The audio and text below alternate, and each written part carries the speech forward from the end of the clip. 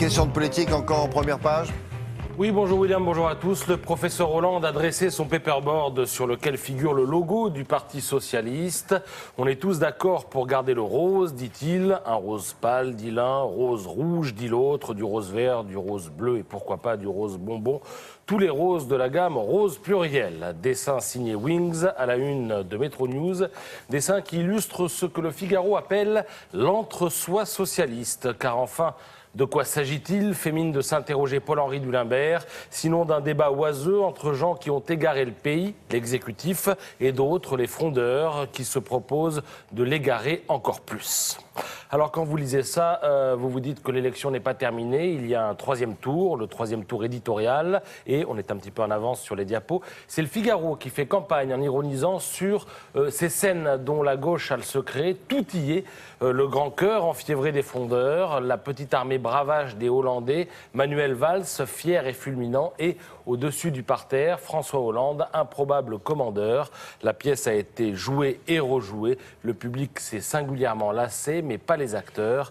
La salle est devenue déserte, peu leur importe, ils jouent encore et toujours. Voilà pour cet édito ultra corrosif qui s'achève en ces termes.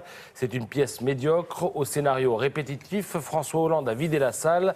Il n'est pas obligé d'assurer la représentation jusqu'en 2017.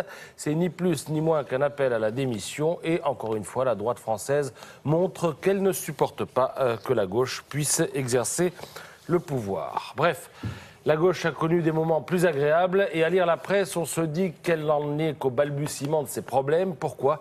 Eh bien parce que la facture des revers électoraux n'est pas que politique, elle est aussi financière. Le Parisien fait l'addition, ou plutôt la soustraction. Défaite au municipal l'an dernier, moins 1 million d'euros, car les élus, ça cotise, ça finance. Sénatoriale de l'an dernier, défaite 108 000 euros de perdus. Départemental, on en sort, perte annoncée environ 1 million, sans compter les adhérents qui se font la malle, encore 1 million de perdus. Dans ce contexte, ça ne peut pas bien se passer à terme au sommet de l'État. C'est ce dont l'opinion tente de nous convaincre ce matin, parce que si Valls et Hollande font toujours route ensemble, plus le temps passe, moins leurs intérêts sont synchrones. François Hollande ne pense plus qu'à sa réélection, en vue de laquelle il doit rassembler la gauche et donc cajoler les Verts, les frondeurs, toute la gamme des roses dont on parlait tout à l'heure. Mais Manuel Valls, lui, doit prouver que son socialisme représente l'avenir, même s'il doit perdre en route une charrette d'archaïque. Conclusion de Nicolas Bétou, qui signe l'édito. La relation président-premier ministre, un grand classique de la Ve République, va enfin commencer à se nouer. Alors pour finir, William, je vous propose trois photos sous forme de devinettes. Qui porte ces lunettes connectées ?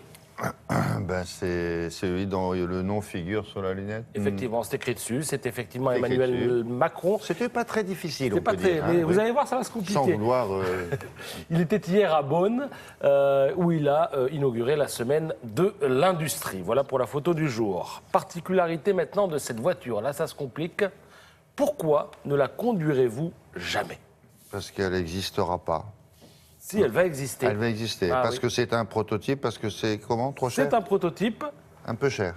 C'est une voiture sans conducteur. Ah, sans conducteur. Donc vous ne la conduirez pas. C'est un F015 de Mercedes qui préfigure les déplacements tels qu'ils s'effectueront quasiment demain, dans 15 ans. Vous pourrez lire ça dans le Figaro. C'est pas une voiture, alors c'est un autobus. C'est-à-dire que l'autobus, je ne le conduis pas non plus. Vous rentrez dedans, c'est un autobus individuel, donc ça devient une voiture. Voilà, c'est ça. Voilà. Mais c'est moins marrant, non ? Hein ? C'est pas très marrant. Je sais pas, mais il faut avoir le courage aussi de monter dedans, parce que c'est demain, hein, c'est dans 15 ans. Et puis alors là, une ville, quelle est-elle ? C'est une capitale. Brésil ? Non. Non. C'est un peu le même esprit. En fait, elle n'existe pas encore, cette ville, c'est la future capitale administrative de l'Égypte. En voici la maquette. Elle sera construite dans le désert pour désengorger le Caire, qui comptera 40 millions d'habitants en 2050. Et là encore, c'est pour demain, c'est en 2022. Et elle coûtera la moitié du budget du pays. C'est un peu comme, effectivement, au Brésil, où on a construit le Brasilia. Non, parce que je voyais du jaune et du vert. Je me suis dit, ça a un rapport avec le drapeau brésilien. Mais voilà, c'est pour ça. Merci beaucoup. À tout à l'heure. À tout à l'heure.